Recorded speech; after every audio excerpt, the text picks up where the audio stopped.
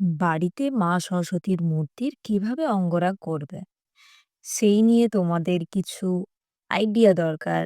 আমার এই ভিডিওটা কিছুটা হলেও তোমাদেরকে হেল্প করবে। এই অঙ্গরাগ আমি 2024-এ করেছিলাম। গয়না তৈরি বা কালার করার কোনো ফুটেজ এই মুহূর্তে আমার কাছে নেই।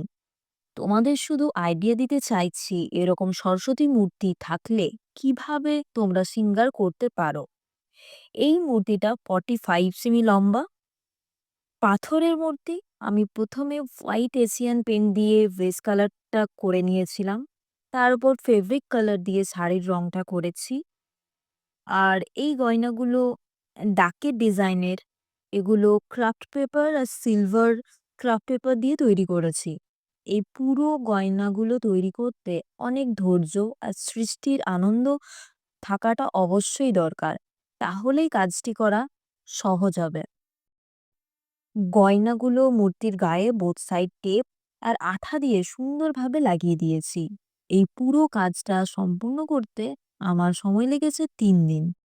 এই মূর্তিটা আমার বাবা শুশুনিয়া পাহাড় থেকে কিনে এনে দিয়েছিল আজ থেকে প্রায় ১৫ বছর আগে। তখন আমি ক্লাস 3-তে পড়তাম। মূর্তিটা সাদা পাথরের, রং ছাড়াই পুজো হতো বছরের পর বছর। তখন আমার খুব মন খারাপ হতো যে সবার বাড়িতে প্রত্যেক বছর নতুন আলাদা সাজে সরস্বতী আসে, আর আমার বাড়িতে তা তো বন্ধই হয়ে গেছে। ২০১৮-তে আমার বাবা বলল, তুই তো এত সব আঁকাআঁকি করিস, সেই বছর ঠাকুরটাও রং করে দে। তারপর থেকেই প্রত্যেক বছর মা সরস্বতীকে নিজের মনের মতো করে সাজিয়ে একটা অন্যরকম আনন্দ উপভোগ করার সুযোগ হয়ে উঠল। দেখো কি সুন্দর দেখতে লাগছে আমার ঠাকুরকে।